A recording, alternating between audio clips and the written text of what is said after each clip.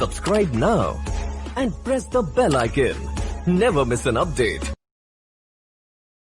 Hello everyone, how are you? I think you will be fine. I am Neelam and I welcome to all of you to our study channel Kautilya Study Zone. आज हम अपना 7 chapter का 10 part start करने जा रहे हैं और आज के चैप्टर के अंदर हम देखेंगे कि हमारे जो फंडामेंटल राइट्स हैं उनकी लिमिटेशंस क्या है और उनकी सिग्निफिकेंस क्या है। तो सबसे पहले हम बात करेंगे कि उनकी लिमिटेशन यानी उनके जो क्रिटिसिज्म जो किया जा रहा है उनके बारे में बात करेंगे। तो देखिए सबसे फर्स्ट अगर हम बात करें तो यहाँ पर बात की गई है कि जो क्रिटिक्स है उनका मानना है कि यहाँ पर एक्सेसिव लिमिटेशन है, यानी हमारे फंडामेंटल राइट्स के ऊपर जो है काफ़ी सारी रिस्ट्रिक्शन जो है वो रखी गई हैं। तो यहाँ पर आप देख सकते हैं कि काफ़ी सारी एक्सेप्शन है, रिस्ट्रिक्शन है, क्वालिफिकेशन एंड एक्सप्लेनेशन जो है यहाँ पर दी गई है। तो देखिए अगर यहाँ पर क्रिटिक्स का मानना है कि जो कॉन्स्टिट्यूशन है एक हाथ से तो हमें क्या देता है, काफ़ी सारे फंडामेंटल राइट देता है और दूसरे हाथ से जो है वो वापस भी ले लेता है। यहाँ पर जेस्पेट रॉय कपूर का मानना है कि हमें जो है फंडामेंटल राइट का जो चैप्टर है उसका नाम जो है चेंज करके क्या कर देना चाहिए, लिमिटेशन ऑन फंडामेंटल राइट्स और fundamental rights and limitation their own. तो इस तरीके से जो है उन्होंने जो हमारे ये फंडामेंटल राइट्स जो दिए गए हैं उनके बारे में जो क्रिटिक्स का मानना है तो वो यही कहते हैं कि इनके द्वारा जो है काफ़ी ज़्यादा एक्सेसिव लिमिटेशन जो है वो हमारे कॉन्स्टिट्यूशन के अंदर दी गई हैं। अब देखिए इसके अंदर जो है बात की गई है कोई भी सोशल और इकोनॉमिक राइट नहीं दिया गया है। जो मेनली हमारे फंडामेंटल राइट हैं वो पॉलिटिकल राइट्स के बारे में बात करते हैं। तो देखिए यहाँ पर कोई भी प्रोविज़न नहीं है सोशल और इकोनॉमिक राइट का, जैसे कि right to social security, right to work, right to employment और इसके साथ साथ right to rest and leisure and so on. ये सारे के सारे जो राइट्स हैं जो एडवांस डेमोक्रेटिक कंट्रीज़ हैं उनके सिटीज़न को अवेलेबल हैं, यानी काफ़ी सारी कंट्रीज़ के अंदर जो कि जिनकी डेमोक्रेसी काफ़ी ज़्यादा एडवांस है तो वहाँ के सिटीज़न को ये सारे राइट अवेलेबल हैं, लेकिन हमारी कंट्री के अंदर ये अवेलेबल नहीं है। अगर हम बात करें यूएसएसआर एंड चाइना की तो इन्होंने भी अपने यहाँ पर जो है इस तरीके के राइट्स जो है वो प्रोवाइड किए हुए हैं। आगे थर्ड क्रिटिसिज्म कहता है कि नो क्लैरिटी, यानी काफ़ी सारे वर्ड्स जो हैं ऐसे यूज़ किए गए हैं, टर्म्स यूज़ की गई हैं जो काफ़ी ज़्यादा वेग हैं, इनडेफिनेट हैं और एम्बिग्यूअस हैं, यानी इनको अच्छे से जो है क्लियरली डिफाइन नहीं किया गया है। इसके अंदर बात की गई है public order, minorities, reasonable restriction, public interest. इस तरीके की जो टर्म्स हैं उनको डिफाइन नहीं किया गया है।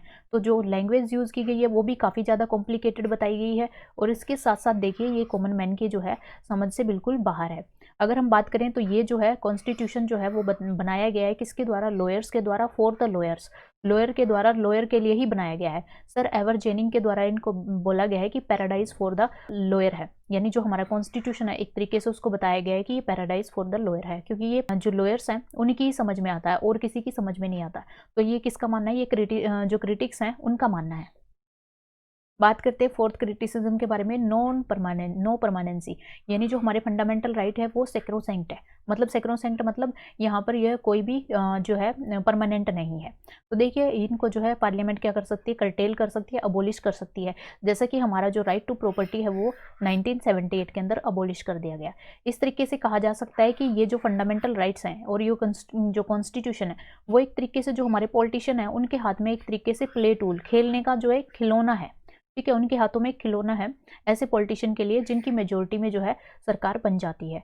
तो देखिए यहाँ पर जो है दोबारा से बताया गया है कि जो जुडिशरी है उन्होंने फिर भी एक जो नया डॉक्ट्रिन है, डॉक्ट्रिन ऑफ बेसिक स्ट्रक्चर, वो यहाँ पर वो इन्होंने इनोवेट किया है, जिसकी वजह से यहाँ पर पार्लियामेंट के ऊपर थोड़ी बहुत जो है लिमिटेशन लग जाती है। अदरवाइज पार्लियामेंट क्या कर सकती है, सारे के सारे जो हैं हमारे फंडामेंटल राइट को क्या कर सकती है, वो यहाँ पर कर्टेल कर सकती है और अबोलिश कर सकती है।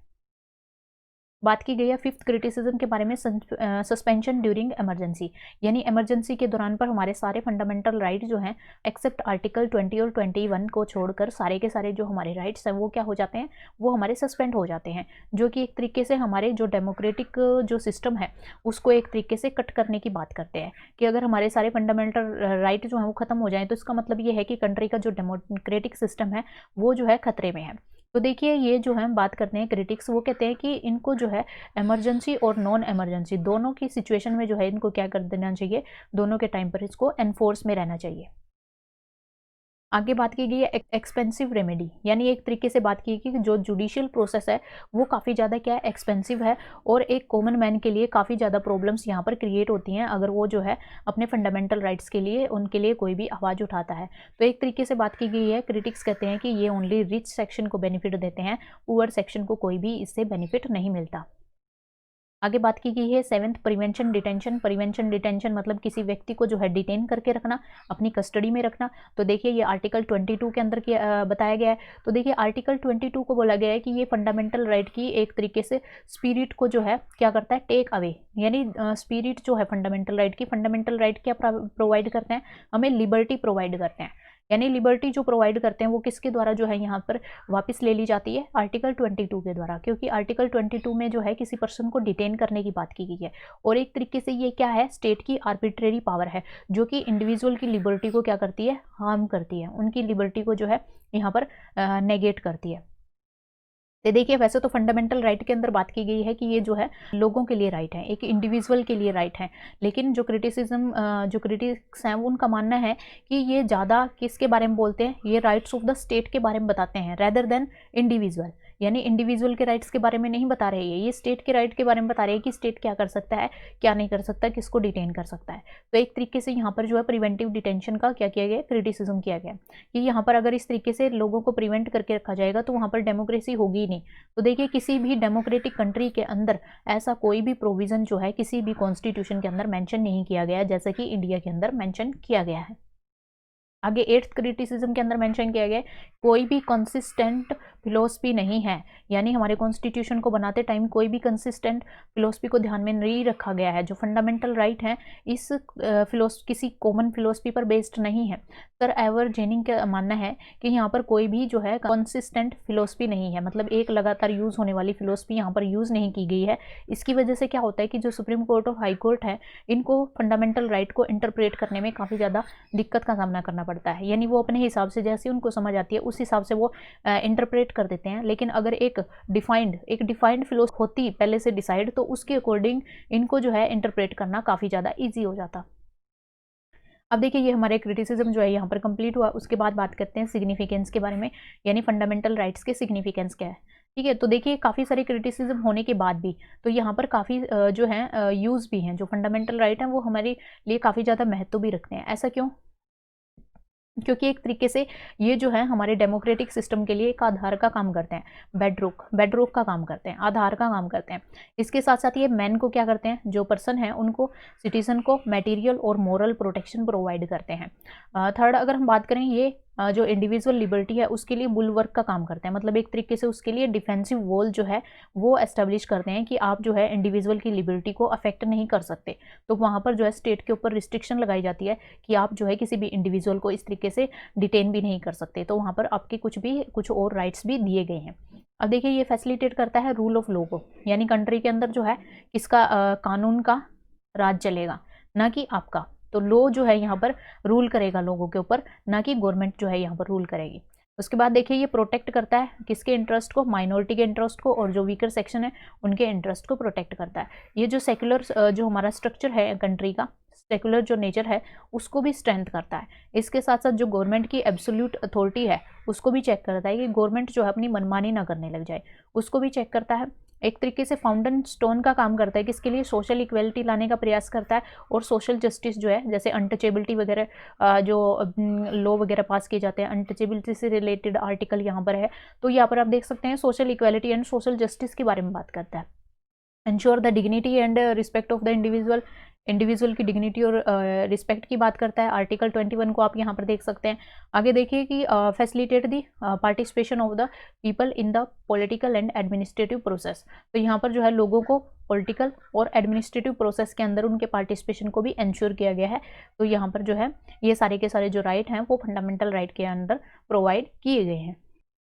अब बात करते हैं कुछ ऐसे राइट्स के बारे में जो कि पार्ट 3 के अंदर नहीं दिए गए, यानी जो हमारे फंडामेंटल राइट नहीं है। तो उनको किस में काउंट किया जाएगा, या तो हमारे वो कॉन्स्टिट्यूशनल राइट हैं, या उनको लीगल राइट आप बोल सकते हैं, या नॉन फंडामेंटल राइट्स आप बोल सकते हैं। तो ये हमारे 3 राइट्स हैं। तो ये सबसे पहले आप देख सकते हैं आर्टिकल 265 के अंदर, जो कि पार्ट 12 के अंदर मेंशन किया गया है। यहाँ पर बात की गई है कि जो है कोई भी आपके ऊपर किसी भी तरीके का टैक्स जो है वो लेवी नहीं कर सकता, ना ही टैक्स लगा सकता है, जबकि अथॉरिटी ऑफ लॉ, जब तक कि अथॉरिटी ऑफ लॉ ना हो, यानी जब तक कानून पास करके कोई भी जो है इस तरीके की जो है अथॉरिटी आपके ऊपर नहीं लगाई जाएगी, तब तक जो है आपके ऊपर कोई भी टैक्स लेवी नहीं किया जा सकता। उसके बाद आर्टिकल 300A, इसके अंदर बात की गई है कि आपकी प्रॉपर्टी से आपको डिप्राइव नहीं किया जा सकता, मतलब आपकी प्रॉपर्टी नहीं छीनी जा सकती जब तक कि जो है लॉ के द्वारा ये डिसाइड ना किया जाए या लॉ पास करके ये ऐसा कानून ना बनाया जाए। तो देखिए यहाँ पर ये भी पार्ट 12 के अंदर आता है। आगे बात की गई है आर्टिकल 301 के बारे में। तो देखिए 301 आर्टिकल के अंदर जो कि पार्ट 13 के अंदर है, यहाँ पर बात की गई है कि आप कोई भी व्यापार कर सकते हैं, commerce intercourse throughout the territory of India shall be free, यानी फ्री में आप जो है कहीं पे भी पूरी कंट्री के अंदर क्या कर सकते हैं, ट्रेड, कॉमर्स और इंटरकोर्स इस तरीके के जो है कोई भी व्यापार जो है आप यहाँ पर कर सकते हैं। अब देखिए कि ये राइट जो है इक्वली जस्टिशिएबल है, मतलब इनके लिए भी आप कोर्ट के अंदर जा सकते हैं, लेकिन ये फंडामेंटल राइट से डिफरेंट है। फंडामेंटल राइट से डिफरेंट क्यों है? क्योंकि फंडामेंटल राइट के लिए आप डायरेक्टली जो है आर्टिकल 32 का यूज करते हुए सुप्रीम कोर्ट के अंदर जा सकते हैं, लेकिन इन ये जो अबव 3 जो राइट्स आपने देखे हैं इनके लिए नहीं जा सकते। इनके लिए अगर आपने जाना है तो आपको जो है मूव करना होगा हाई कोर्ट के अंदर, और जो है आर्टिकल 226 के अंदर जो आपको आपके लिए रिट जुरिस्डिक्शन जो है वो इशू कर सकता है।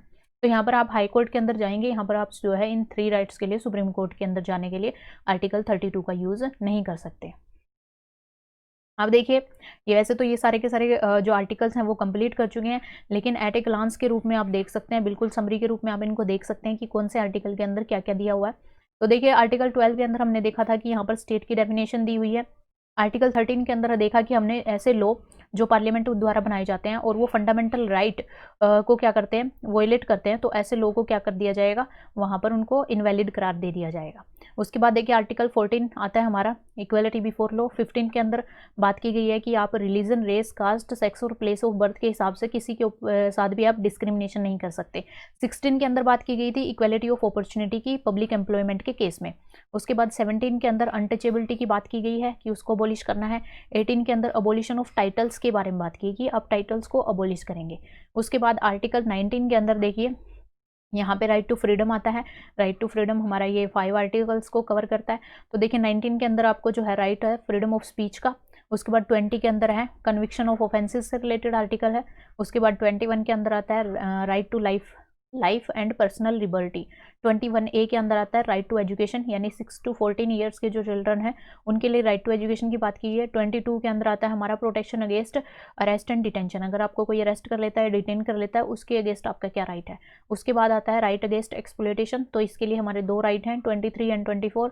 23 में आता है ह्यूमन ट्रैफिकिंग से रिलेटेड और फोर्स लेबर जो की जाती है। आगे 24 के अंदर आता है हमारा चिल्ड्रन जो कि एम्प्लॉयमेंट करते हैं, इसके अंदर जो हैजार्डियस जो फैक्ट्रीज हैं उनके अंदर, तो उनको उससे प्रोहिबिट किया जाता है। उसके बाद आता है right to freedom of religion, यानी आर्टिकल 25 के अंदर। तो देखिए इसके अंदर आता है फ्रीडम ऑफ कंसाइंस, यानी आप कोई भी रिलीजन जो है वो आप यहाँ पर जो है अडोप्ट कर सकते हैं, उसको प्रोफेस कर सकते हैं, प्रोपोगेट कर सकते हैं। आर्टिकल 26 के अंदर आता है कि ये आता है हमारा रिलीजियस डिनोमिनेशन से रिलेटेड कि किस तरीके से हमें अपने रिलीजियस अफेयर्स को मैनेज करना है। उसके बाद आर्टिकल 27 से रिलेटेड आता है कि आप कोई भी टैक्स पे नहीं करेंगे अगर आप अपने रिलीजन को प्रमोट करने के लिए कोई खर्चा कर रहे हैं। आर्टिकल 28 के अंदर देखिए इसके अंदर जो है हमारा जो भी रिलीजियस जो इंस्ट्रक्शन दी जाती हैं एजुकेशनल इंस्टीट्यूशन के अंदर उससे रिलेटेड है। उसके बाद देखिए आर्टिकल 29 और 30 ये हमारा कल्चरल एंड एजुकेशनल राइट है। 29 के अंदर बात की गई थी माइनॉरिटी के इंटरेस्ट को प्रोटेक्ट करने से रिलेटेड। उसके बाद 30 के अंदर बात की गई थी राइट ऑफ माइनॉरिटी कि वो अपने जो हैं क्या कर सकते हैं, एजुकेशनल इंस्टीट्यूशन को एस्टेब्लिश कर सकते हैं। उसके बाद आता है 31 आर्टिकल जो कि हमारा राइट टू प्रॉपर्टी से रिलेटेड है और जिसको रिपील कर दिया गया है। अब आता है 31A। 31A के अंदर बात की गई है एक्विजिशन ऑफ स्टेट, किस तरीके से आप जो है एक्वायर कर सकते हैं स्टेट को। तो आगे आता है 31B। 31B के अंदर बात की गई है कुछ एक validation of certain acts and rules, ये कुछ एक्ट्स और रूल्स दिए गए हैं इस तरीके से जो है उनको वैलिड ठहराया जा सकता है। आर्टिकल जो 31C है इसके अंदर बात की गई है saving of law giving effect to the certain directives, यानी कुछ एक डायरेक्टिव प्रिंसिपल को अफेक्ट में लाने के लिए कौन कौन से जो हैं लॉ यहाँ पर इसके अंदर रखे गए हैं, तो यहाँ पर ये दिया गया है। 31D के अंदर जो है बात की गई है saving of law with respect to anti national activity, तो एंटी नेशनल एक्टिविटी कोई होती है तो उससे रिलेटेड लॉ इसके अंदर आते हैं, लेकिन इसको भी रिपील कर दिया गया है, अब ये आर्टिकल यहाँ पर नहीं है। उसके बाद बात की गई है कॉन्स्टिट्यूशनल रेमेडीज से रिलेटेड, तो आर्टिकल 32 आता है, इसमें बात की गई है कि आप डायरेक्टली जो है कोर्ट के अंदर जा सकते हैं, तो यहाँ पर आपको रेमेडीज प्रोवाइड की गई है आपके राइट्स के लिए। आगे 32A ये भी जो है रिपील कर दिया गया, तो आपके लिए इंपॉर्टेंट नहीं है, बाकी आप देख सकते हैं किससे रिलेटेड था ये। कॉन्स्टिट्यूशनल वैलिडिटी है स्टेट की, law not to be considered and proceeding under 32 A, यानी कौन से लॉ हैं जो कि आर्टिकल 32 के अंदर जो है वो काउंटर नहीं होते हैं। तो ये हम देख ही चुके हैं कि ऐसे लॉ जो कि फंडामेंटल राइट को क्या नहीं करते, वॉयलेट नहीं करते, वो आर्टिकल 32 के अंदर नहीं आएंगे, कोई भी प्रोटेक्शन उनको नहीं मिलेगी। आगे 33 के अंदर देखा था हमने कि पार्लियामेंट किस तरीके से जो है आर्म्ड फोर्सेस के जो राइट्स हैं उनको मॉडिफाई कर सकती है, उनको रिस्ट्रिक्ट कर सकती है। आर्टिकल 34 के अंदर देखा था हमने कि जो रिस्ट्रिक्शन लगानी है, जहां पर मार्शल लॉ लगा हुआ है वहां पर हमें राइट्स के ऊपर जो है रिस्ट्रिक्शन लगानी है, उससे रिलेटेड आर्टिकल हमारा 34 था। 35 के अंदर देखा हमने कि पार्लियामेंट के पास कैसे पावर हैं कि वो लेजिस्लेशन बनाकर यानी लॉ पास करके किसी भी राइट को क्या कर सकती है, गिव इफेक्ट, कोई भी राइट को फोर्स में ला सकती है। तो ये पावर किसके पास थी, ये पार्लियामेंट के पास थी, ना कि स्टेट लेजिस्लेचर के पास। तो यहाँ पर ये हमारे जो आर्टिकल हैं वो सारे के सारे कवर होते हैं और यहाँ पर हमारा चैप्टर जो है वो फिनिश होता है। अगर आपको कोई भी डाउट है तो आप हमें कमेंट सेक्शन में लिख सकते हैं। If you like the video then please like, share and subscribe our channel and press the bell icon for the further notification of the video. Thank you for watching the video. Take care of yourself and God bless you. Subscribe now and press the bell icon. Never miss an update.